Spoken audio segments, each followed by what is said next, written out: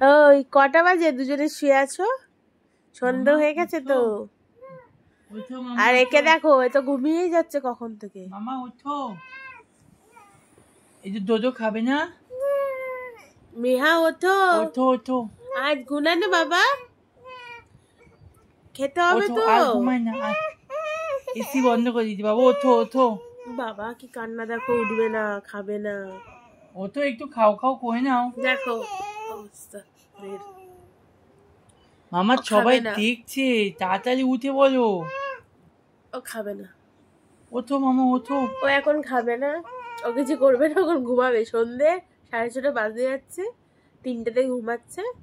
আমার খাওয়া দাওয়ার ইচ্ছা নেই, কিছু নেই, খাবেন না, ঘুমাবে।